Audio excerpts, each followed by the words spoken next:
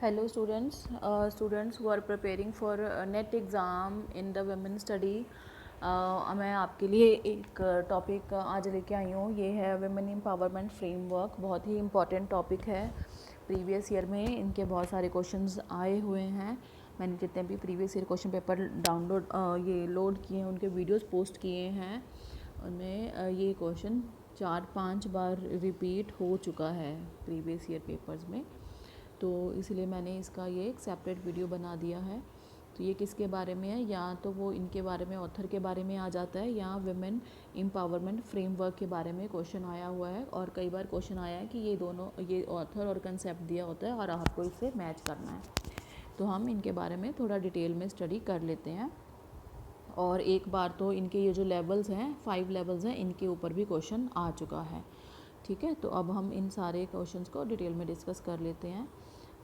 ये फेमिनिस्ट हैं, एक कंसल्टेंट। देखिए, सारा लॉन्गवे एक is a consultant on gender and development based in Lusaka, Zambia की रहने वाली थी वो। She was a chairperson of FemNet between this year and this year. She is the author of Longway framework for gender analysis. तो वो कैसी, वो radical feminist activist थी। तो उन्होंने क्या डेवलप किया, किस चीज़ के लिए वो बहुत फेमस है। She is famous for women empowerment framework. ये फ्रेमवर्क कब पब्लिश हुआ था? 1990 में। इसके बारे में भी, ईयर के बारे में भी क्वेश्चन आता है। तो ये एनालिसिस क्या करता है, देखिए। The gender analysis framework helps planner understand the practical meaning of women's empowerment and equality and then to evaluate whether a development initiative supports this empowerment. तो वो इस चीज़ में हेल्प करता है। पहले उसको अंडरस्टैंड करने में हेल्प करता है, फिर वो इवेल्युएट करता है कि वुमेन जो डेवलपमेंट है वो पावर से कितना सपोर्ट कर रही है। The basic premise that women's development can be viewed in the term of 5 levels. तो women जो डेवलपमेंट है उसको हम ये 5 पैरामीटर्स ऑफ इक्वलिटी इस पे जज कर सकते हैं।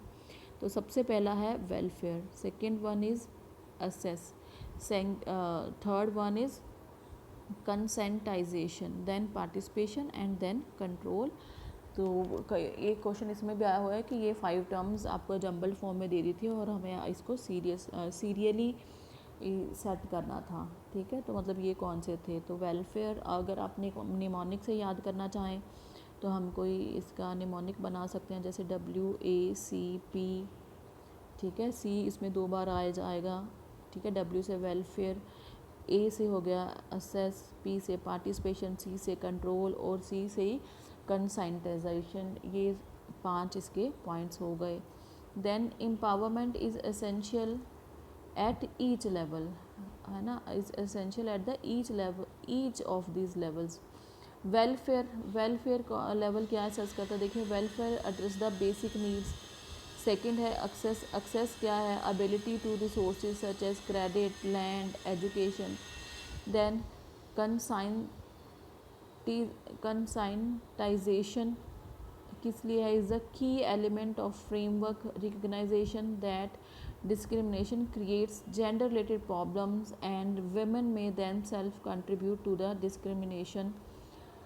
Fourth one is participation. कहाँ पार्टिसिपेशन होना चाहिए? women are equal to men in making decision। ठीक है, decision making participation. Then control, control is about the balance of powers between the gender is equal.